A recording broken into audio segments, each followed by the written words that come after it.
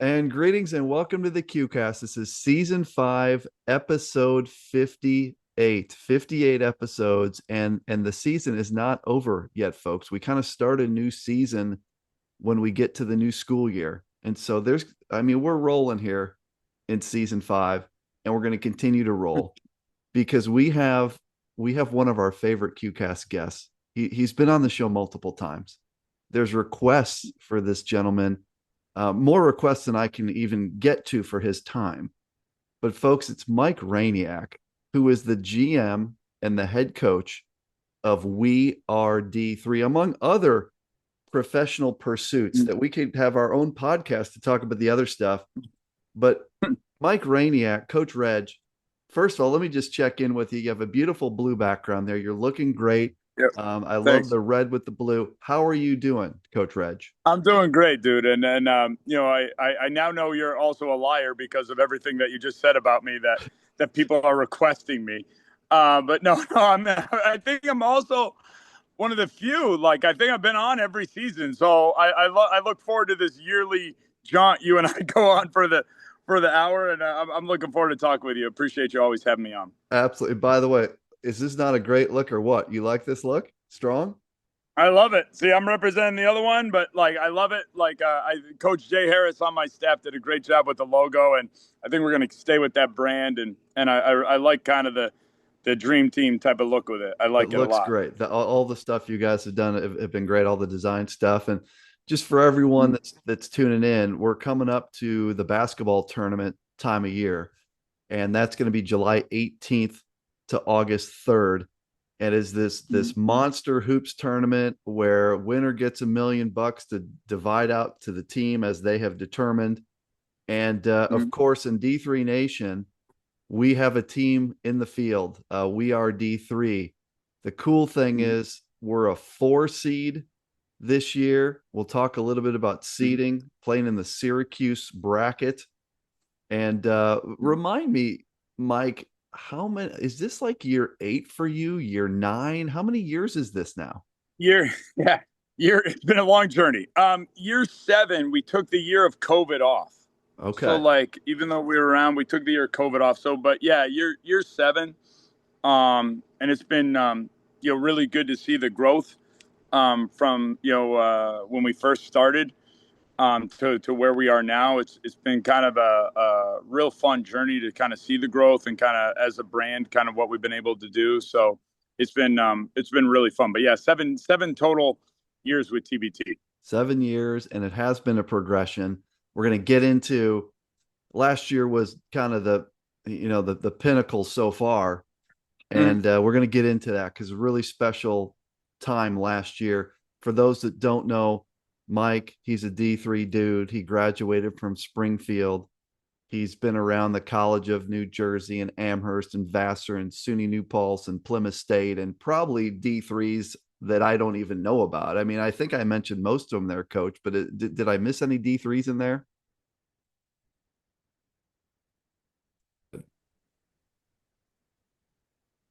Yeah, you got them all. You got them all. Like, it was quite the journey. And I also did some stuff in the pros, but that's not D3. But definitely, it's been great.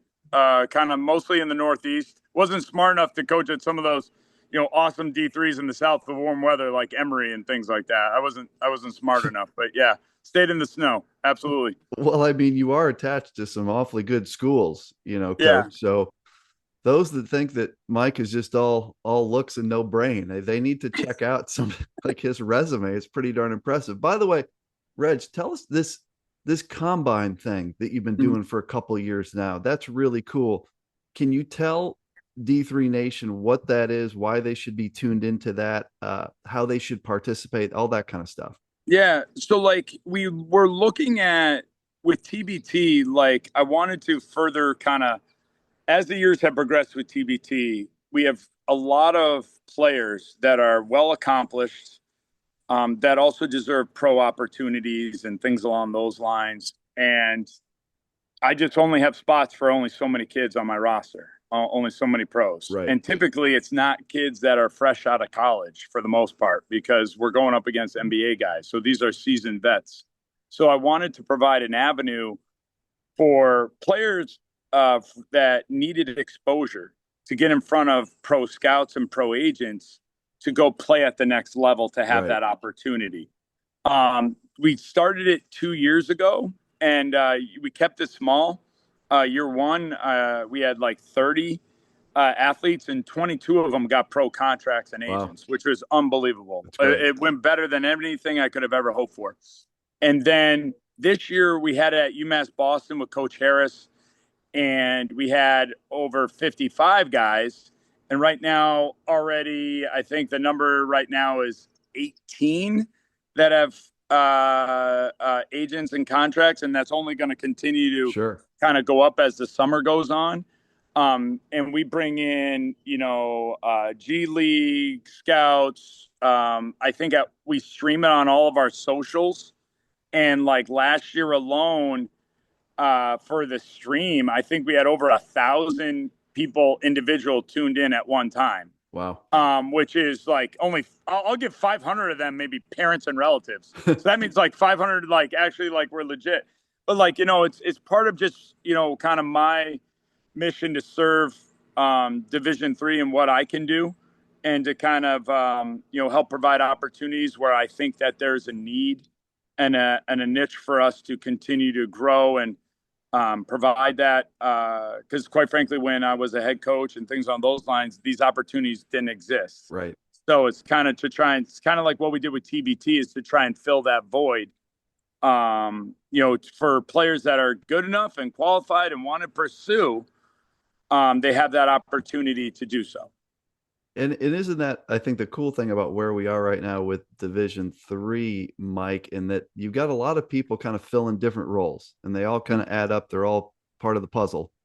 Mm-hmm. You've got the stuff you're doing with We Are D3 and the combine and all that stuff. You've got the OGs at d3hoops.com, Mm-hmm. Pat and Ryan Yep. and Dave and Gordon and that crew. You've got the data cast guys that have, We got you, dude. Don't you give yourself some kudos? QCast for sure. QCast 58 episodes into season 5. Yeah. Absolutely a player here. Absolutely Yep. a player.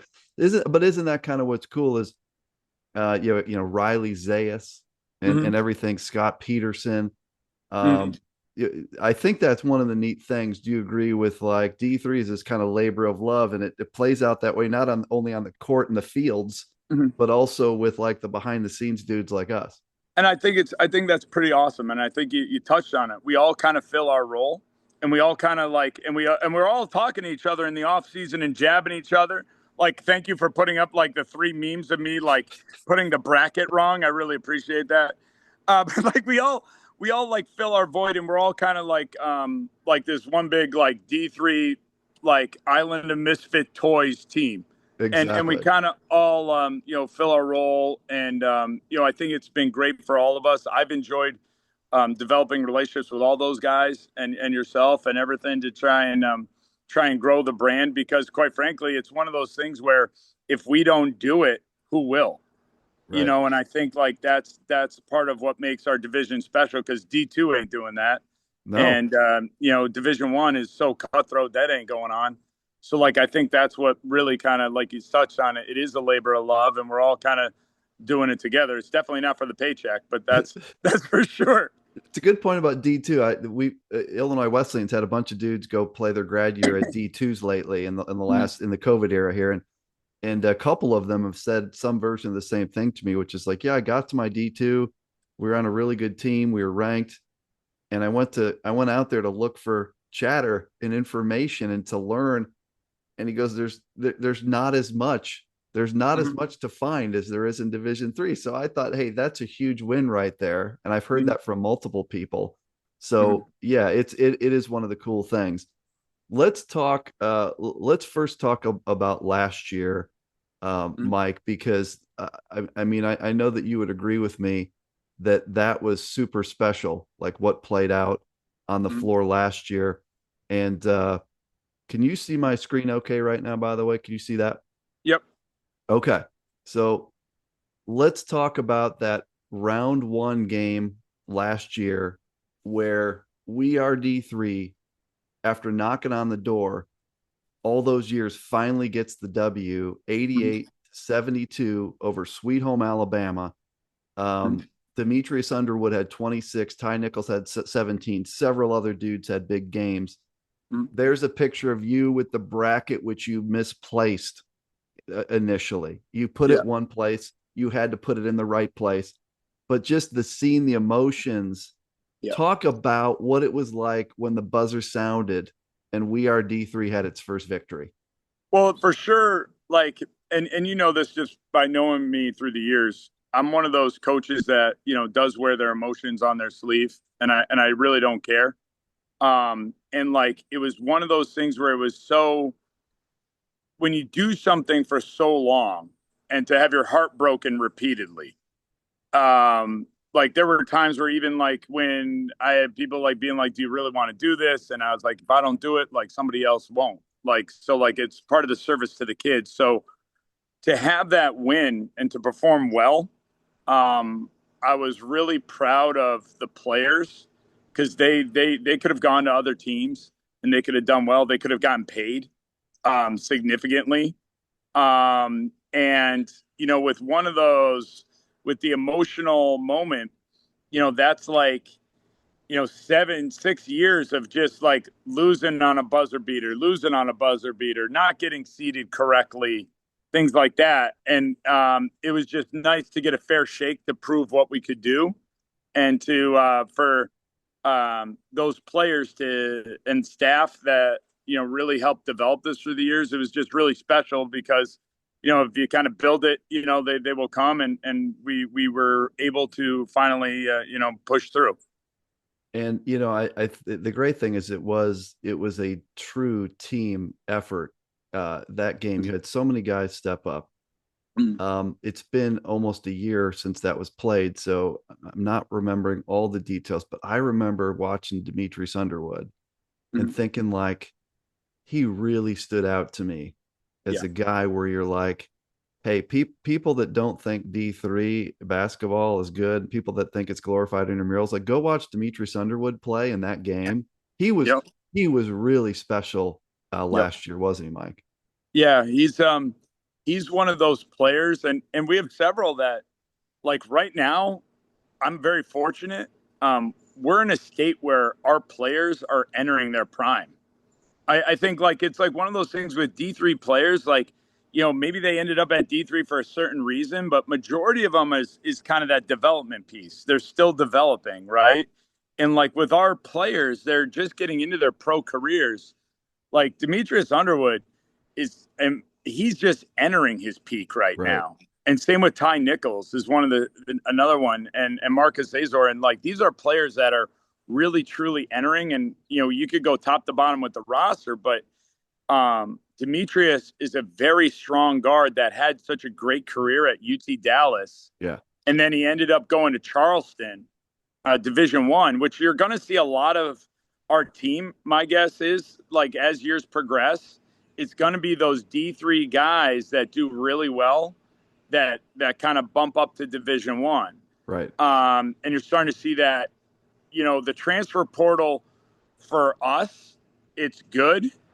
I don't necessarily agree with it from a coaching perspective, but like for me, and We Are D3, it's good because Underwood got more playing experience, and he's just fully developed to thrive. And to see him hit that Elam ending shot and win some money because he was wearing a set of Pumas, that's even better. He was great. It was really cool.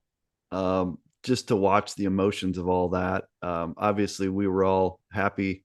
All of us that are part of Division 3, happy for you. Could tell how emotional you were. Happy for the team. It was cool to see how emotional it was. And then in round two, here's the cool thing: is we probably could have, not could have, we just about had that game won Yeah. in round two against Heartfire. Heartfire, I believe, coach, that they were the defending champs, weren't they? Yep. And I mean, to say you had them on the ropes was an understatement. You lose 70-66 in the Elam ending. Talk about how close that was to a second victory there in round two last year. We had 3 shots to win it. I think Elam Yes. Mending was at 69, and we took three threes, and the two were down and one was out, and they were by players that I'll live and die with any day of the week. Taking that shot because Yeah. they got us there. Um, and I think like that's something that I've focused in on this year. Like point of emphasis for us now, it's not just winning. It's about like Elam Ending strategy even more so, Right. to kind of just get that in our mindset. So that's one of our focuses coming in this year, because if we can, if I'm a firm believer, if we beat Heartfire, we win the region. I'm hands down believing that, Right. because they were that good. Like literally, it's like, we have Alex Sobel, who's a very tall, big, strong kid, but all the players on Heartfire, you put two Sobels on top of each other, and maybe they're still not as tall as Heartfire. Like their point guard was like 6'10". It was crazy, but like our players, and this is part of what makes our division special, is they just grind and they play really hard. And I think like to be on the ropes with Heartfire and have them on the ropes, I think that just proved the concept for us. But that was another, woulda, coulda, shoulda. But like to be honest, um, I think the players, like, yeah, getting a win in round one was nice, but now like we've had chatter going all year. Um, we keep referring back to that Heartfire game where a couple things here and there, a little bit different. So like I think Right. like the players are super motivated about taking the court again in a couple weeks here. Yeah. Heartfire had to make some huge plays Yep. to hang in there and then to win that game. Yep. And again, that very easily could have been two victories. I wanted to ask you, this is a copy of a tweet Yeah. I made last year. I wanted to ask you about the influence of Justin Hardy and Yep. HardyStrong within the We Are D3 culture and team and fabric. Talk about kind of the HardyStrong aspect of this, Mike. And I think you touched on it. It is in our fabric. Like we talk about it, and Justin Hardy's story and who he was, and you and I, we go back enough where we had conversations with Justin.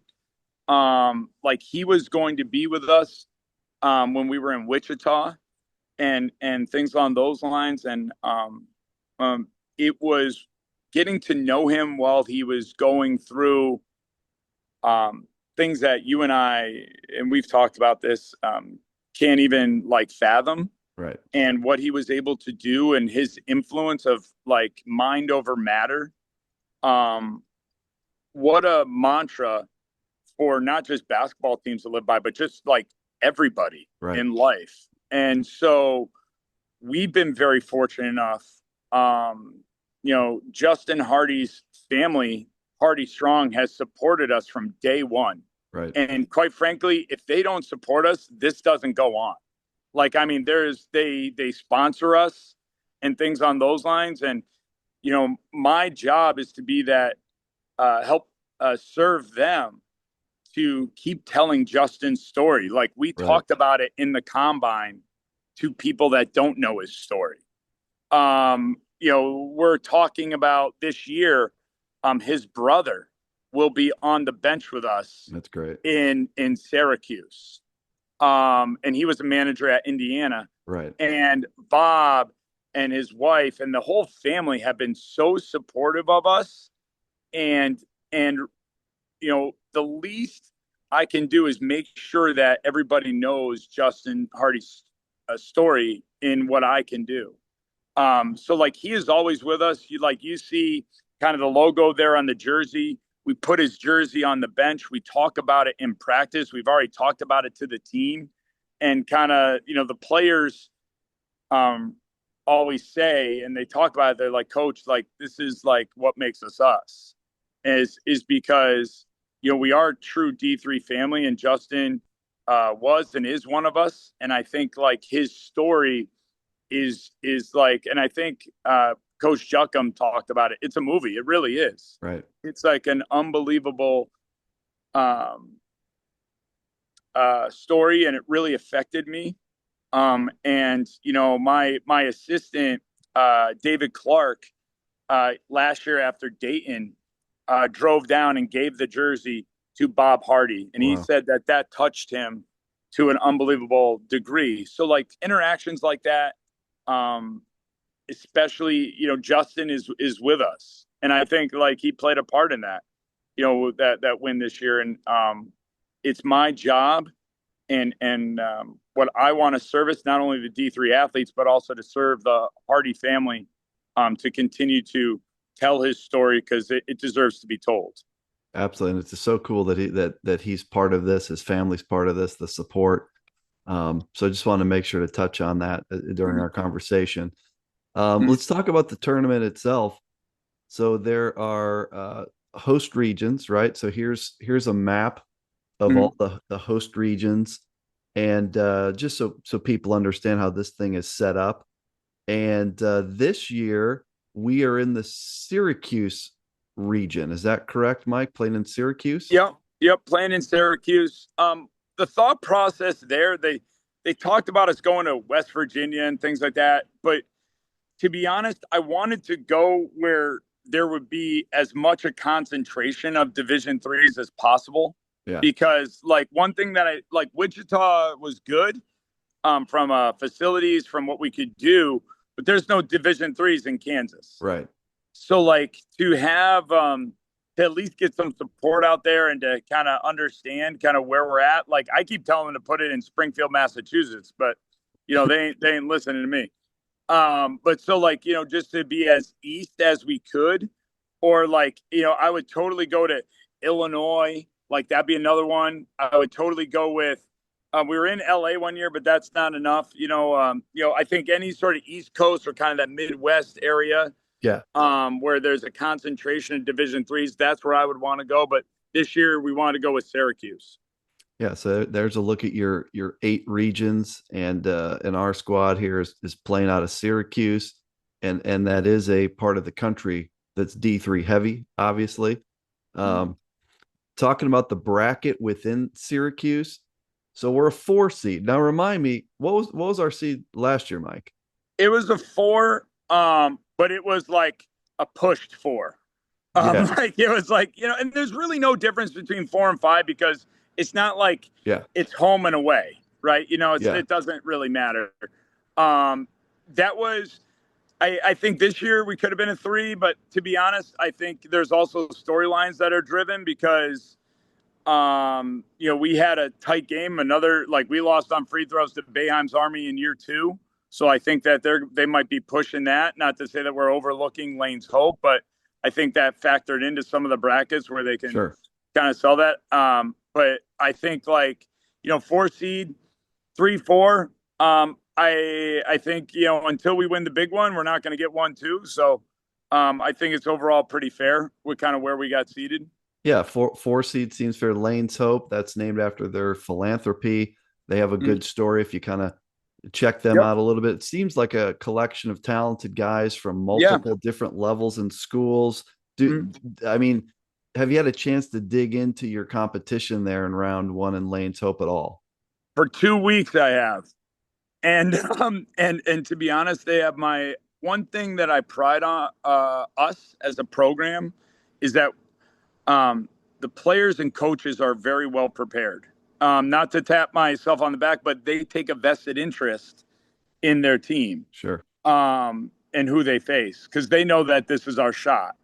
The one thing that we are very attuned to is Layne's Hope also we have their full attention as well. Right. So like I think like they know us. I sure as hell know them already, and I'm going to continue to know them better, and my staff and players will. But they have my full-on attention, especially with their shooters. I'll call out some people. Markart, who played at Division II, Malloy.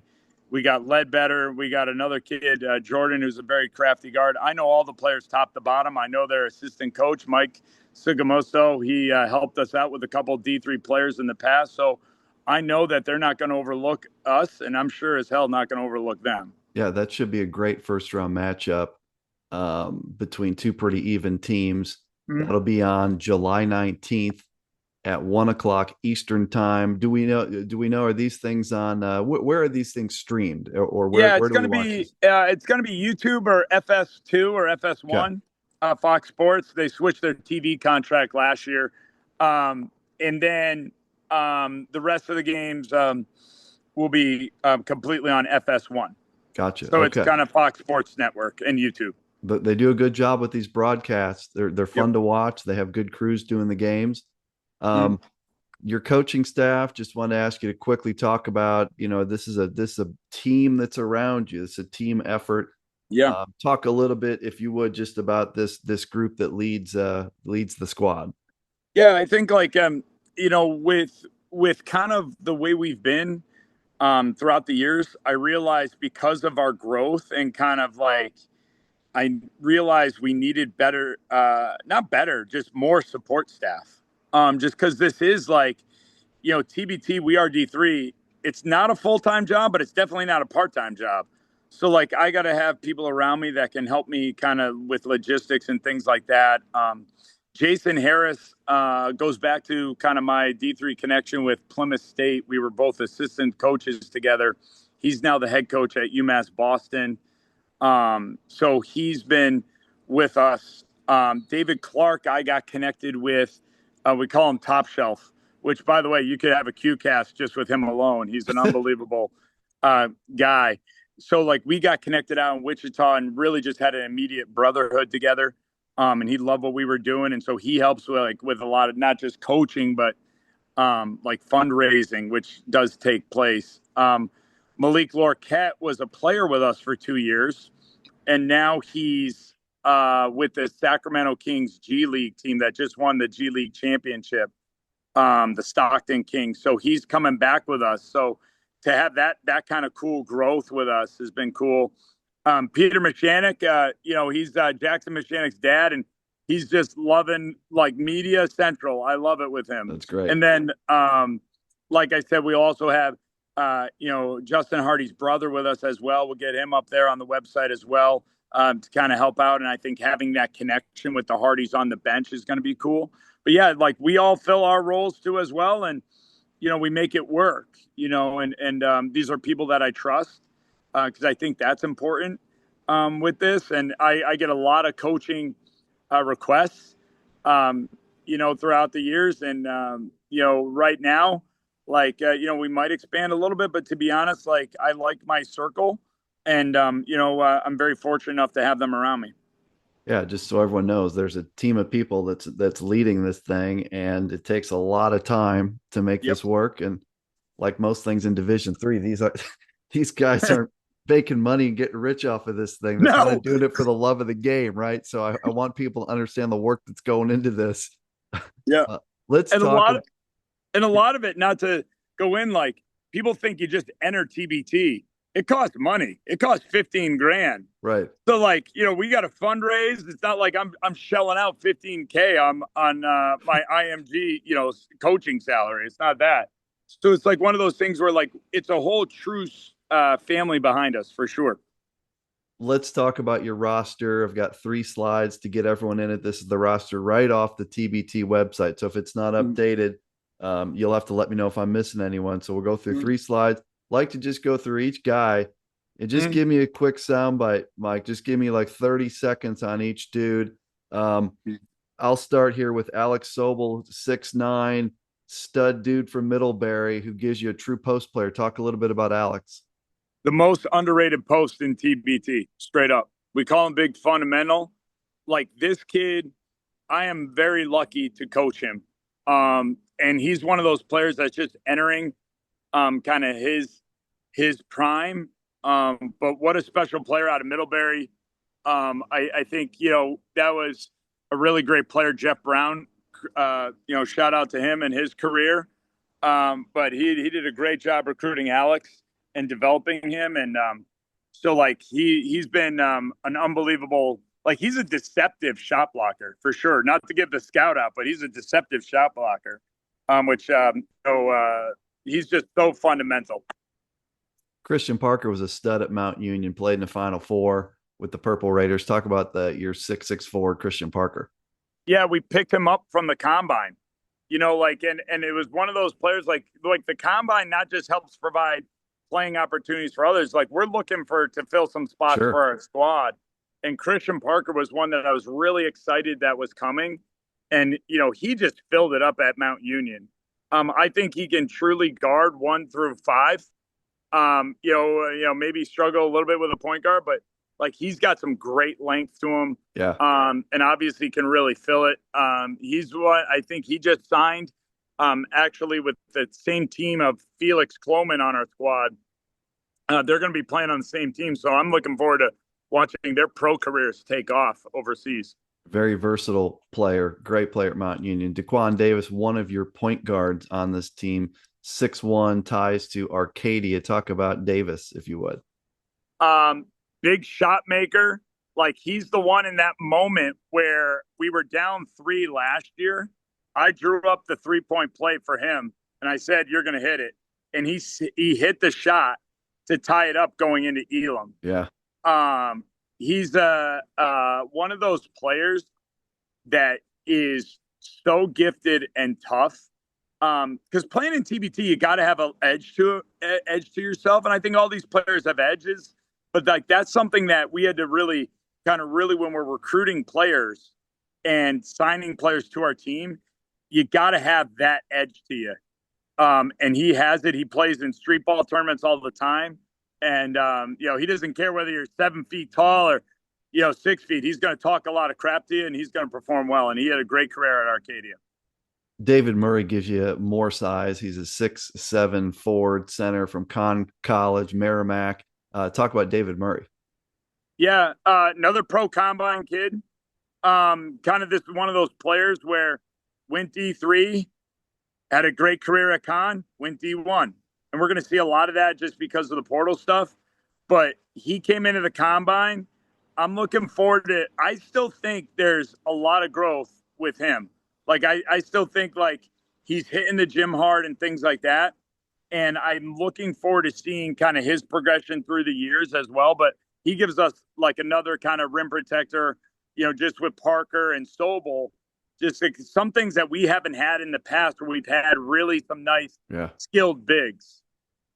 Demetrius Underwood, we talked about earlier, just really had a monster 2 games last year and just jumped off the page. He's a UT Dallas guy from just 15 minutes from where I'm doing this podcast from in Dallas. Yeah, he did a grad year at College of Charleston D1. Talk about Demetrius a little more. Basically, can score from all 3 levels. But his strength and ball handling, and more importantly, his defense is phenomenal. Yeah. And I think like he has always been the pro of pros. Always yes, coach. Always had professional conversations with me. He's married. He's like just got an adultness to him that some of the players necessarily don't. But like he is the true pro's pro. And I think like, it really shows in the way he plays, and, he's had a great career overseas, and he's continuing to have a great career as well. Moving on to the second page of guys, 2 of 3 here. Let's start with Eugene Campbell III, who's a point guard, New Jersey City. Really talented kid. Talk about Eugene. That's that kind of street ball toughness out of Jersey City, right? Like he had a great career at Jersey City, kind of a journeyman that's really made his career playing pro, where I think he's a better player now. Like I think like he was a graduate assistant at college in New Jersey and then just really dedicated to becoming a pro. So he's one of those kind of X factors that I'm really looking forward to seeing in training camp. Provides another ball handler, really good defensively, had a good career in Jordan. And so like, I think he's gonna, I'm looking forward to him and the guards kind of going at it at training camp. Felix Kloman, is 6'5", 2 guard, ties to Babson and Brown. Talk about Felix. Yeah, I with Felix, another combine kid, came in and just absolutely shut things down at the combine. very snaky type of guard. He was a starter at Brown, and then he graduated, and then he went to Babson, and then he never kind of got his footing up at Babson because he had a little bit of an injury, which kind of like I think hindered his abilities at Babson, but so like he's just now fully coming back, and he'll be playing on the same pro team as Christian Parker, and both of them came from the combine. We got them both agents, and they both signed with their team, which was absolutely pretty cool for me to see with them. We're going to start a stretch of dudes here that I pride myself in these selfies I get with these D3 hoopers and I appreciate it. Morgan, Mechanic, Azor, and some on the next slide. I have selfies with these dudes. Starting with Hank, who I got this year at Fort Wayne, Hamilton guy, 6'5" wing player. Talk about Hank Morgan. I know I'm going to catch some flack for this, but he was the best player in Division III last year, hands down. I think what he brings to the table, there were times at Hamilton where he just basically willed them to victory. A true, versatile type of player. Coach Stockwell up at Hamilton did a great job of developing him. And to be honest, I think Hank is one of those players that, credit to him, he could have easily moved up to Division I at any point, but he really, valued the degree he got at Hamilton and the loyalty. But I think he's somebody that we wanted on last year's team, but the compliance people at Hamilton said it was not okay, which, by the way, it's still okay. But I think that's where, for him, it's been great for him and his career to get going. And I'm going to move away from this lawnmower guy, but yes. Be careful. I don't need you getting injured in any kind of landscaping incident. No, Coach. no, we don't do. Of course, I have to go outside because of camp. And the one time that I'm outside, the lawnmower guy goes. Let's talk about my guy, team selfie, Jackson Mechanic from Hobart, a great player, 6'6", kind of a combo forward, more of a three guy. Talk about Jackson, if you would, Mike. Yeah, Jackson had a great career at Hobart. He's been putting up absolute numbers overseas. And Jackson is an absolute workhorse. We have such a weird, Con College connection because he played for Tim Sweeney up at Hobart as well when Tim Sweeney was at Hobart. And then we got a boatload of Con College kids with Murray, et cetera. But Jackson, he's really developed his game to not just be a shooter, where now he's got some post game to him. He's developed some great strength. Last year was his first year with us. I'm looking forward to him taking another step, kind of like Fravor did with us a couple years, where first couple years were kind of, up and down for Fravor, but then he just absolutely exploded against Kansas, and I was so proud of him. And Jackson, I see that same path. He just keeps getting better. Boy, do we have some good guards on this team. You talked about maybe Hank Morgan being the best player in Division III last year. A couple of years ago, boy, Marcus Azor at Mass Dartmouth was ridiculous. Yep. 6'2", guard that can just light it up from everywhere. Great ball handler, quick. Talk about Marcus. When you combine him, Ty Nichols, and Demetrius Underwood, I will put our backcourt against anybody in literally TBT. He is a phenomenal player where not only he defends, he's developed now a 3-point shot, and he's got crazy springs where he'll cram it on you out of nowhere. There was one time 2 years ago where, Kansas didn't box him out, and he crammed it on Thomas Robinson, who was a top 3 NBA draft pick. He is crazy hops, but he just is one of those guys that doesn't turn the ball over. He'll get you steals. He just does everything that I need out of our lead guard spot. And to be honest, all of our guards, Gene and Daquan, they all kind of go with that. So like I've thought about, Gene, Daquan, Marcus, like, maybe we go a little bit small ball and just create a little bit chaos. But Marcus has been a staple, and he's been the reason why we've started winning, quite frankly, or one of those staples for sure. And then our last group of dudes here, again, continuing team Q selfie. Sami Willoughby. If there's one of these dudes, it's my guy. This Sami kid, unfortunately, he took it to my Titans.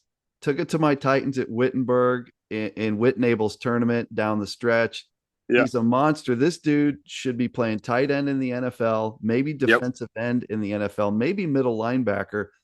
I'm telling you, coach, if you need some dude to put a body on these big D1 guys, if you need a rebound, Mhm. my guy Sami is your guy. 6'5", just beast of a dude from Marietta. Talk about my guy Sami. You know, that's exactly why we brought him on. And like, yes, he can score and things like that. Don't get me wrong, but he is there to bruise, and he is there to get rebounds, and he has had a phenomenal career at Marietta. By the way, shout out to Two Rivers NIL. By the way, they like the Yeah. support that Marietta has given us. Like, they've fundraised for him. They've continued to develop relationships with us, and I am so appreciative of Mike over there and like Two Rivers, because they keep supporting Sami, and like that's what we need more of from, quite frankly, all of these Yeah. colleges and universities, because that's what it's all about. But Sami came to us. He watched us in Dayton, Ohio. He introduced himself to me, and I was like, I know you. You put it on QCast, blah blah blah, and and so he kept in touch with me, kind of like touch and go with his pro career last year, just because the team was kind of like funky in regards. So I was like, all right, you keep developing and let me see what we got. And he came to the combine, did really well. Great kid. But you want to talk about, like, if I tell him to get a ball, he's going to get the ball. Like, he'll run through you and get the ball. So like I think he brings a unique trait that most teams don't have. When I pulled up the roster, one of the dudes that I missed, I did not realize that Sam Peak was on this roster, and you got a picture of him there playing for the Motor City Cruise, which is the G League. A year ago, I went to a game here in Frisco to watch Terrell and Sam play. They were playing on the same team, Mm-hmm. and I mean, he's a legit G League caliber dude, 6'7" wing player that can move and can shoot the heck out of it. Like, this is a big deal to have Sam, who was a stud at Wesleyan, then at Stetson. Talk about Sam Peak being on this club. Sam, I've wanted Sam for a while. Like, he was one of those players that I've wanted for a while, just because I know his background. Obviously, watched him play at Wesleyan. One of those guys that, once again, went D3, NESCAC Player of the Year, went Division I at Stetson because of the COVID year, whatever it was. Still did well at Stetson. Carved out a G League career, which, by the way, I will call out the Motor City Cruise. You don't know what you have with him, because, quite frankly, he should be playing more. I'll call them out individually, and I'll get on with their GM. I like it. But Sam is an unbelievable athlete, where he does do everything. He's a guard, can handle the ball, but he can also shoot the crap out of it. And he's 6'7", so he's blocking shots, and he's got a great work ethic. And that's where, even with Sam, I think he brings, another dynamic that we haven't had in the past, quite frankly. We've had great wings, but don't get me wrong, like, having a 6'7" G League guy on the wing with a motor that has an edge to him, well, good luck. I Right. think, like, that's only going to make it easier for the guys around him to play, and he just fills a role that we necessarily haven't had in the past. Yeah, he's a big time player. He will fit in against those D1 guys on the other teams very Mm-hmm. well. Like, he's a good player. Mm. We got a QCast guest in this thing, Mr. Thomas Corey, QCast guest, another 6'7" guy, kind of Mm. a combo forward 3-4 guy. Talk about Mr. Corey. And Corey is like, he plays so incredibly hard, and like I watch him, and I think I said this maybe you last year, but like I watched him when he was in high school, and I was like, he's going to be good, but I didn't see, quite frankly, like how good he was going to be, and He that's a was a credit to stud. him. That's a credit to him, because he is like truly, he plays so hard, like he's a significant, he might be our best shooter, quite frankly, and he's only continued to get better as well. He's one of those young pups that's still growing into his skin as a pro. So like I think he is he is such a great guy to have with us, because he just stretches the defense that only like certain people can do. Great player, Johns Hopkins. And Yep. uh, and then the final guy, the cool thing about kind of the way you're running the program is that it is a program. Like there's guys that we now know Mm. from the past years, and there's starting to be like a story of, boy, I remember him playing 2-3 years ago. So Mm. Ty Nichols, kind of one of these heart and soul of we are D3 kind of guys. Keene State, great. Mm. 6'3" guard. Talk about Ty Nichols. He's one of the best players in TBT. That's it, it is what it is. Like he's one of those guys, very humble guy, but like such a competitor. And I think like with him, I will trust him to take, and he'll make every shot. Like I'm cool with it. Like he's one of those guys that I think he just played at Rucker Park last week. He put up a crazy number in Rucker Park in New York City, and he earned his street nickname Mr. Silence the Crowd. Like who does that? Like so like he's Mr. Silence the Crowd now. But an unbelievable player that where he keeps getting better and better pro contracts overseas because of how well he's doing. And he's just one of those players that he can score, but he's going to pick your pockets. Him and Azor and Demetrius and these guards, Daquan, Eugene, like these are guards that can really strip you, if you're not protecting the ball.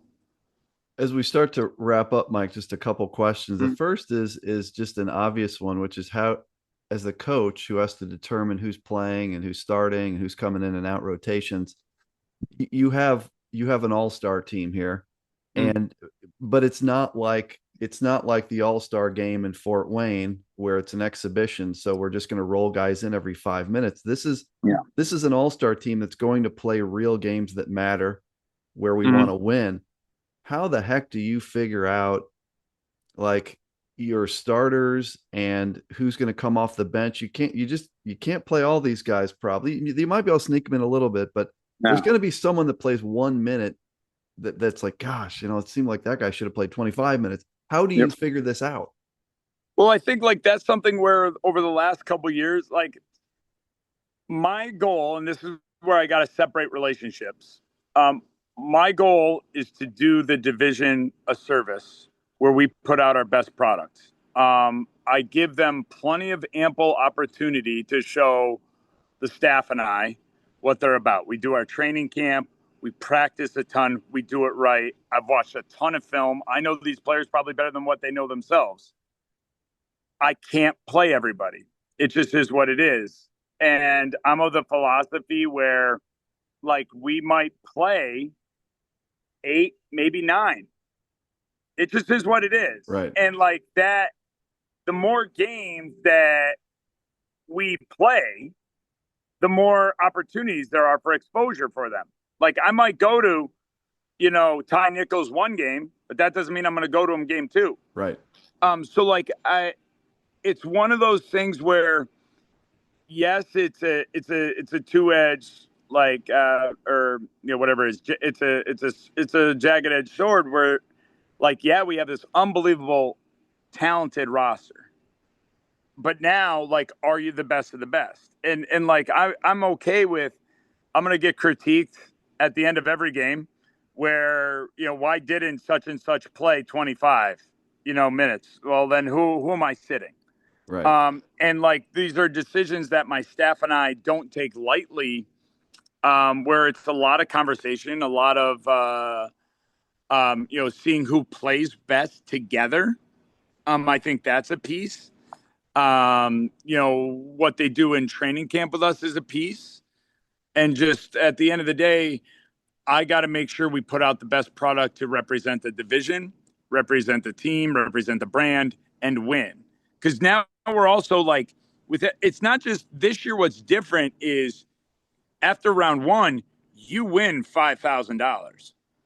After round two, you win 10 and 15 and so on. So now it becomes more of essentially like a business transaction. Right. Where like for us, like, $5,000 for We Are D3, like, holy smokes, let's crack open the champagne and the filet mignon. Like, that means a lot of support for us. So my job is to kind of put out that best product. And like, the players know that. Like, I tell everybody, whether you played for us in the past or not, like, it gets settled at training camp. I got no preconceived notions of who might play or who might not. Like, obviously, like, I have a history with Ty Nichols, so I already know what type of player he is.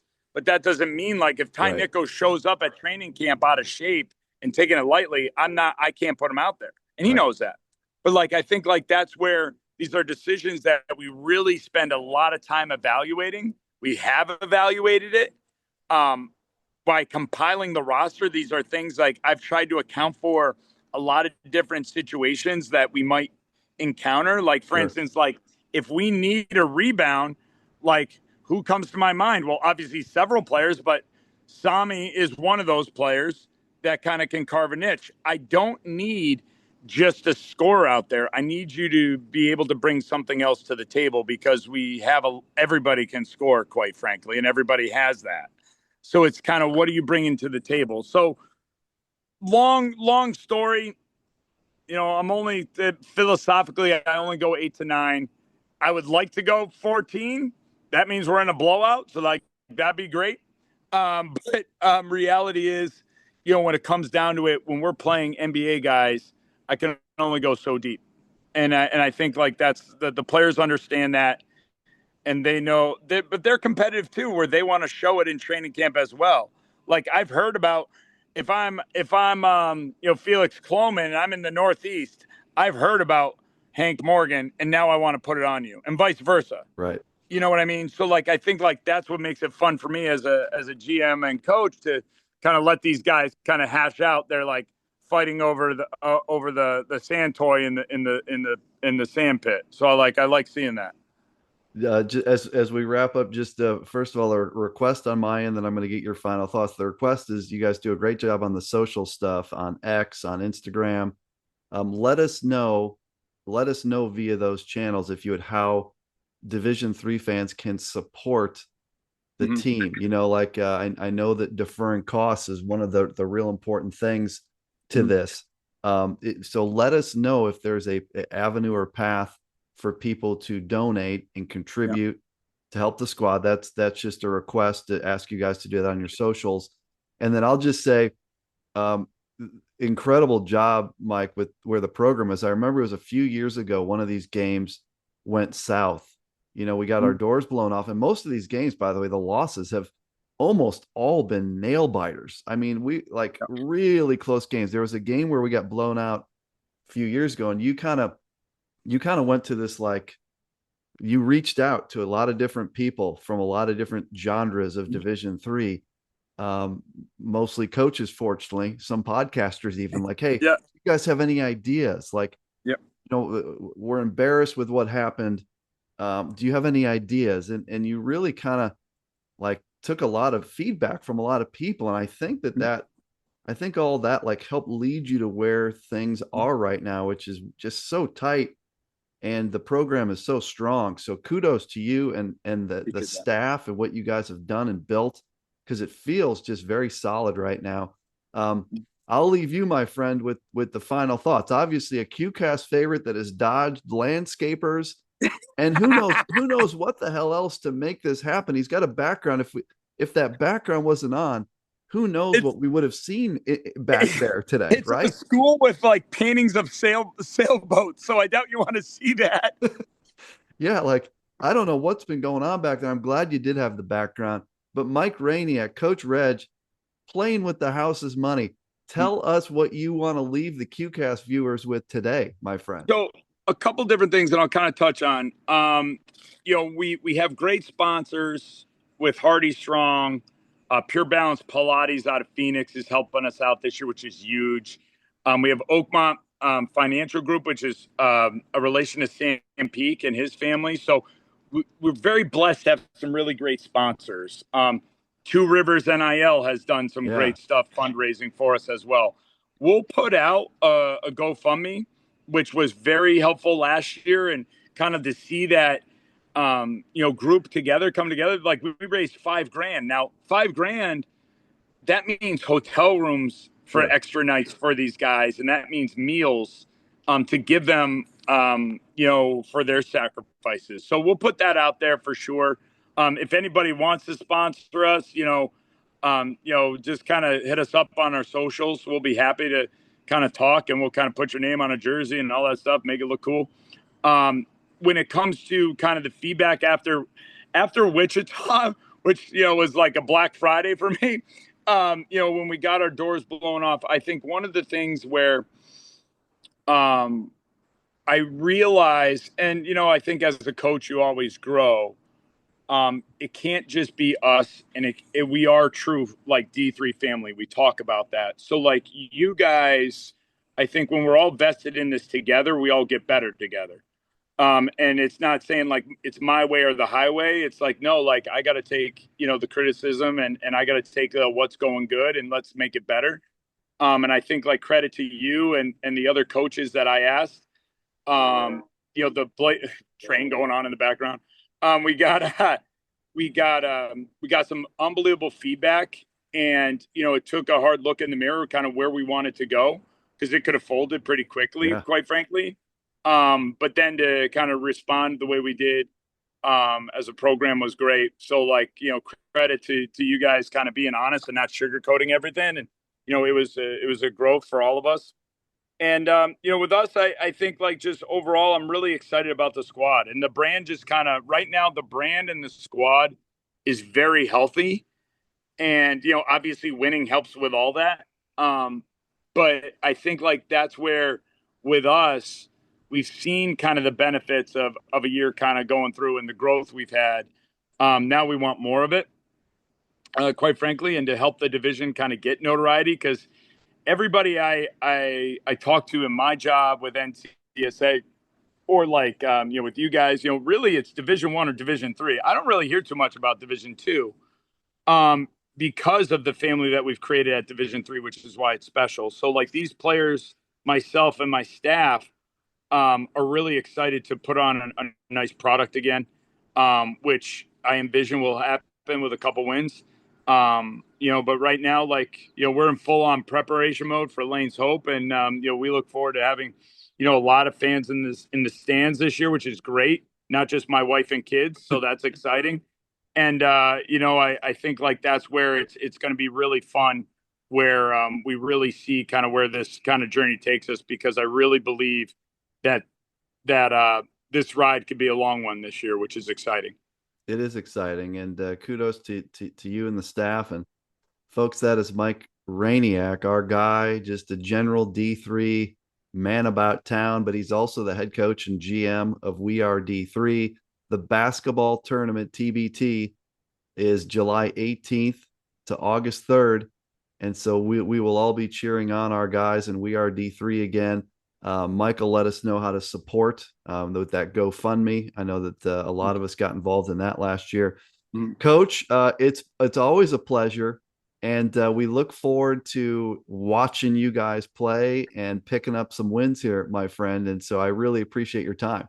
I appreciate you as well. And notice how I kept this professional today, being outside with a background without a toothpick. But yes. I was looking for the toothpick, didn't get it. It's the only part that didn't go great about this podcast. But next time, after you win this thing and cut down the nets, I want that toothpick on the next CubeCast. Is that cool? Yeah, that's cool. Arbach had the cigars. I got flavored toothpicks. It's all good. Coach Reg, my friend, good luck to you and the boys. See Thank you, you. my friend. Appreciate you.